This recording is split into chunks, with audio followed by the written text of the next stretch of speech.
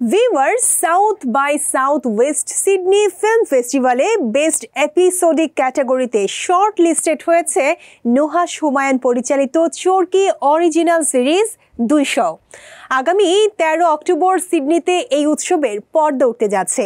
এদিকে চলতি বছরের জুলাইয়ে কানাডার ফ্যান্টাজিয়া আন্তর্জাতিক চলচ্চিত্র উৎসবে সিরিজটি প্রদর্শিত হয়েছে। সো ভিউয়ার্স, এবার দেখে নেব আজকের সিলভার স্ক্রিনে নিউ মুভি আপডেট। এই জীবনে পাপের বিচার হয় না, কবরে হয়। চরকির অ্যান্থোলজি সিরিজ ২০০-তে ৪টি গল্প রয়েছে।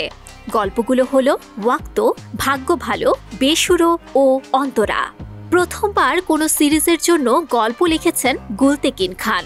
নতুন খবর হলো South by South East Sydney উৎসবের এপিসোডিক বিভাগে নির্বাচিত হয়েছে ২০০।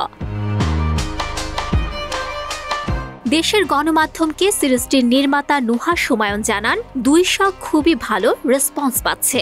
অনেক সময় দেখা যায় কিছু সিনেমা উৎসবে ভালো করলেও দর্শকের খুব একটা ভালো লাগে না, তবে ২০০ যেমন উৎসবেও সাড়া পাচ্ছে, তেমনি দর্শকও কাজটাকে গ্রহণ করছে। আমি এটাই চাই। ২০২২ সালে নুহাশ নির্মাণ করেন আলোচিত সিরিজ পেট কাটা শ। রেইন ড্যান্স চলচ্চিত্র উৎসবের জুরি অ্যাওয়ার্ডসে সেরা আন্তর্জাতিক ফিচার ফিল্মের পুরস্কার পেয়েছিল এটি। রটারড্যাম চলচ্চিত্র উৎসবেও এটি নির্বাচিত হয়েছিল। এই সিরিজেরই দ্বিতীয় মৌসুম ২০০। এ বছরের জুলাইয়ে কানাডার ফ্যান্টাজিয়া আন্তর্জাতিক চলচ্চিত্র উৎসবে সিরিজটি প্রদর্শিত হয়েছে।